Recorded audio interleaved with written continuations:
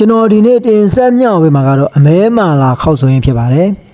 အိမ်မှာအလွယ်တကူချက်ပြုတ်လို့ရအောင်ကျွန်တော်အလွယ်ကူရိုးရှင်းဆုံးနည်းလေးနဲ့တင်ဆက်ပေးရပါတယ်ခင်ဗျာ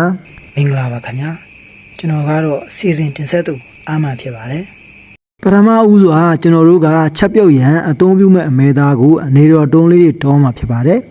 အနေတော်တုံးလေးတွေတုံးပြီးသွားပြီဆိုရင်ကျွန်တော်တို့ကရေဆေးရမှာဖြစ်ပါတယ်ရေဆေးတဲ့အခါမှာဗီနီဂါသို့မဟုတ်အရက်ကိုထည့်ပြီးတော့ကျွန်တော်တို့ဆေးလို့ရပါတယ်ခင်ဗျာရေဆေးပြီးတဲ့အခါမှာတော့ကျွန်တော်တို့ကပြုတ်ကမှာဖြစ်ပါတယ်အညီဟောက်တွေထွက်သွားအောင်ပြုတ်ကမှာဖြစ်ပါတယ်အညီအောက်တွေထွက်သွားတဲ့အခါမှာကြက်ပြီဆိုရင်ကျွန်တော်တို့ကပြန်ပြီးတော့မှဆယ်ပြီးတော့မှတင့်တော်တဲ့ပကံတွေကိုထည့်မှာပေါ့နော်ဒဲဦးတွေကိုစီထည့်ပြီးတော့မှကြက်သွန်မေးကြက်သွန်ဖြူချင်းအမဲသားတွေထည့်ပြီးလှိတ်ကမှာဖြစ်ပါတယ်ပါဝင်ပစ္စည်းတွေဖြစ်တဲ့တစ်ကြက်ဖို့ခေါင်းနနက်ပွင့်ကလဝေးရဖာလာစိတ်အကြီးတွေကိုထည့်ရမှာဖြစ်ပါတယ်ပြီးရင်တော့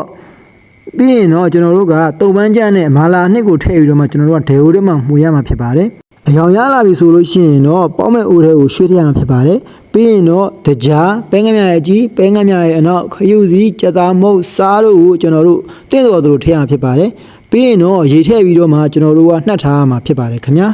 အမဲသားဟင်းကိုကျွန်တော်တို့ကတနားကြော်လောက်နှက်ထားတယ်တနားကြော်လောက်ချက်ပြုတ်ပြီးသွားဆိုလို့ရှိရင်တော့ကျွန်တော်တို့လိုချင်တဲ့အရန်ကောင်းမွန်တဲ့မာလာအမဲသားနှက်မာလာအမဲသားဟင်းရပါပြီခင်ဗျာထမင်းနဲ့လည်းစားလို့ရတယ်လို့ခောက်ဆွဲနဲ့လည်းတွဲဖက်ပြီးသုံးဆောင်လို့ရပါတယ်ခင်ဗျာကျွန်တော်ရဲ့ channel လေးကအသိပညာသုတယတ္တများနဲ့